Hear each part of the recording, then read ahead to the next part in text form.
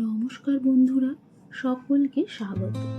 গরমে কিছুই খেতে আর ভালো লাগে না, তাই এই গরমে একবার আম কাতলা খেয়ে দেখো, তোমাদের নিশ্চয়ই ভালো লাগবে।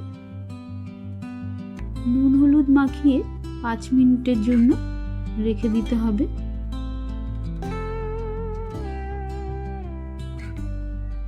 মাছগুলো ভালো করে ভেজে নেব।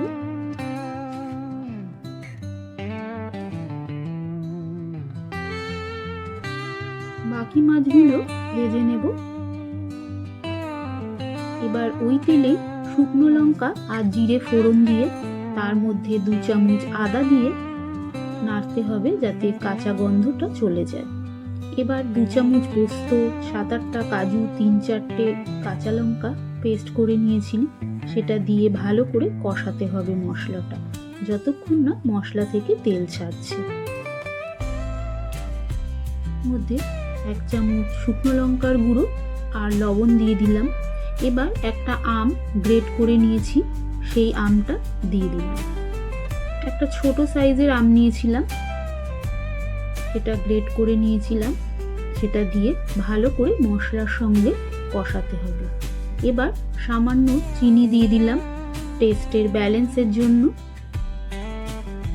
দেখুন, তেল কিন্তু মশলা থেকে ছেড়ে দিয়েছে।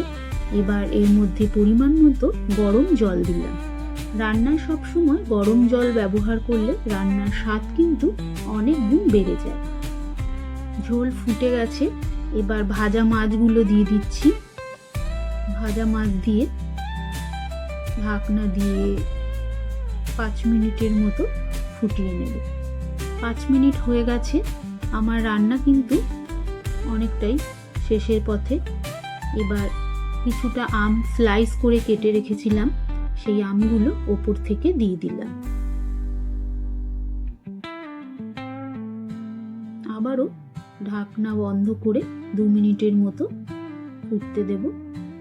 আমার রান্না একদম কমপ্লিট সার্ভ করার জন্য। এইভাবে আপনারাও একবার আম কাতলা বানিয়ে দেখুন, নিশ্চয়ই আপনাদের ভালো লাগবে।